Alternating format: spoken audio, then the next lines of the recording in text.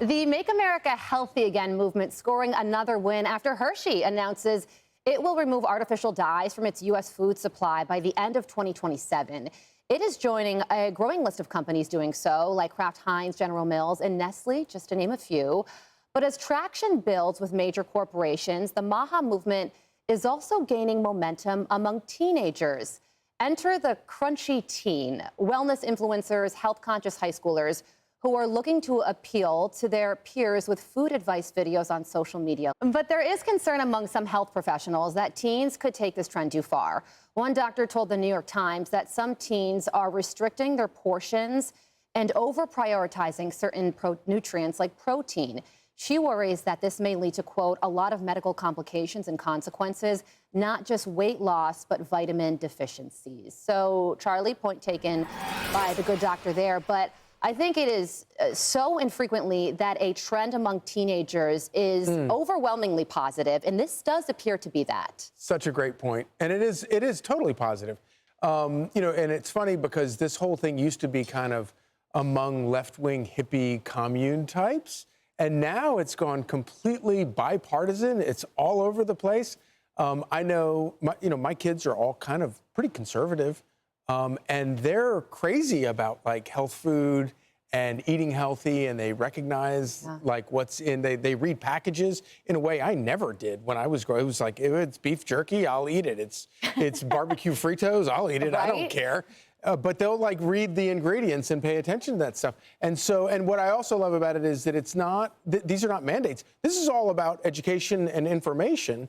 And when you have like the MAHA movement meet the MAGA movement, you just kind of have an explosion of great information that is obviously, it's so apparently and obviously helpful to actually pay attention to. Yeah, and I wonder if we get to a point where people in 20 years watch a movie, Emily, and they see somebody eating M&Ms or Skittles or whatever with some very colorful dye, and they go, oh my gosh, I can't believe anybody ever put that in their body. And RFK Jr. says that there are 1,000 ingredients in our foods that are illegal in Europe, and he's on a mission to get synthetic petroleum-based dyes that cause cancer out of our foods. I mean, what more bipartisan issue can you think of than that? Right, exactly. The systemic rot that has taken root in our system with the sort of, opiate public receiving it and just eating blindly is really terrifying, because I think what we're seeing, that the incredible explosion of diabetes and chemically related diseases that have infected our population, mixed with a pharmaceutical industry and an insurance industry that doesn't believe in optimizing health and wellness before the switch is flipped and someone all of a sudden has a diagnosis. Like, all of that has been one big festering tumor. So I'm glad that we are attacking all of it. And then back to the teens for a second with that. I caution only that when you mix it with social media, you get the sort of dopamine soundbite. Do I really know what I'm talking about? So just to remind our kids that when they're looking at something like that, there's a whole host of education behind it, actual education. And so to sort of cross-check the 30-second TikTok from the Costco aisle with actual information. Do the research. That's so true. And Lydia, how often have you looked at the back of a label of something that you're giving your child and you go, why does this expire in 2027?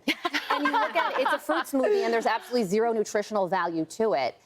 So it almost feels like this is something that we should have been focusing on for a long time. It's so funny you mentioned the expiration dates, because I was just at a family member's house. I won't out the family member, but I did start going through the cabinet. I was looking at some of the expiration dates and saying, wow, some of this stuff doesn't expire to a really far out. Yes. How can it stay so good for so long, and should we be eating it? We had that exact same conversation.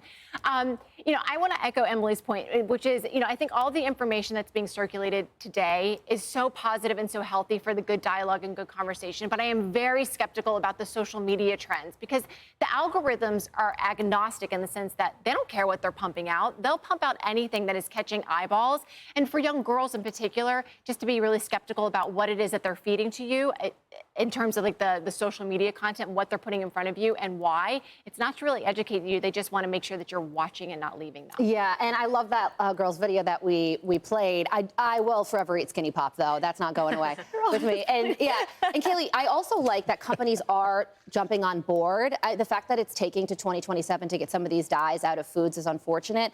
But I think one of the reasons, it's always easier for a company to comply with the current administration, but I also feel like this is driven by consumer demand as well.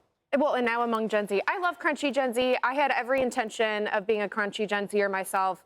And then I got pregnant, and my entire first trimester was sponsored by sour gummy worms. But don't worry, once this child is out, it is over for you guys. I am absolutely hopping on board the granola train. I think my solution to this, however, is everything in moderation. Like, there are certain MAHA trends that I'm not going to get on board with. I'm not going to do beef tallow for skincare or take a million supplements. I have a difficult time enough with my prenatals. But there are absolutely things like prioritizing whole foods, cooking for yourself, daily exercise, that the MAHA movement is emphasizing among young adults. Those are all things that we can get behind. And as Charlie mentioned, it's now becoming a real bipartisan issue for not just younger generations, but for many moms, for many older Americans as well. Yeah, and you look beautiful, so I'm going to have to hop on board the sour gummy worm train so I can look like you. Hey everyone, I'm Emily Campagno. Catch me and my co-hosts Harris Faulkner and Kaylee McEnany on Outnumbered every weekday at 12 p.m. Eastern, or set your DVR. Also, don't forget to subscribe to the Fox News YouTube page for daily highlights.